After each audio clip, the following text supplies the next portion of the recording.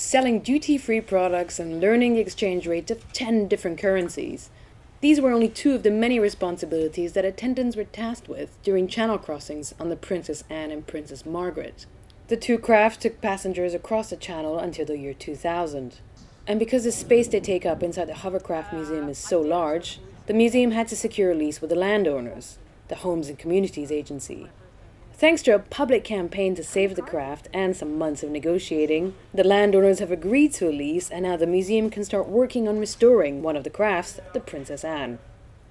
Well, we're just delighted. We've been waiting a long time for this moment, and to have them arrive on Princess Anne's birthday and in time for the Hover Show. It was never planned, so the Hover Show's this weekend, and we've been working around the clock today to get the car decks cleaned and tidy and swept as best we can, ready for the weekend. So we're really delighted to get it open to be seen.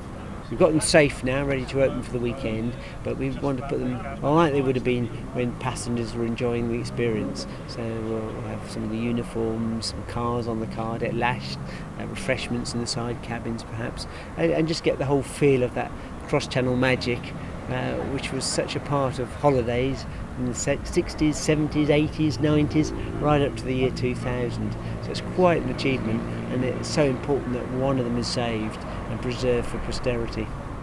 Parts of the Princess Margaret craft will help bring Princess Anne back to its old glory. Visitors will be able to walk among the decks, and the large area where vehicles used to be stored will be used for events.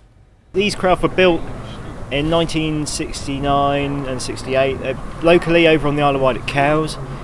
They were started off got a lot smaller, they were about 38 metres, and then in the late 70s they were cut in half and stretched to 56 metres, and they became the world's largest commercial hovercraft.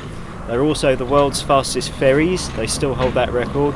They have the world's largest propellers at 21 feet diameter, and the Princess Anne, she still holds the Channel Sea speed record at 22 minutes Dover to Calais.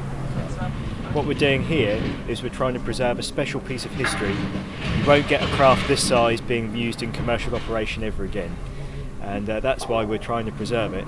And we've had a very exciting few months. The signatures on the petitions have been really helpful. We've had so much support, and Friday we found out we were going to be able to sign the lease on Monday. We picked up the keys for the craft on Monday, and today is the first day we've had the door open, and our volunteers have been on there getting the craft clean, ready in time for the show on the weekend. The team are working hard to get the craft to a decent state for this weekend's Hovercraft show. It won't be perfect for the weekend. You'll see us warts and all, but it's the start, and we need all you people to come down and start painting, helping to restore it, clean it, and make it back to its former glory. This is Stephbosset for That's Solent.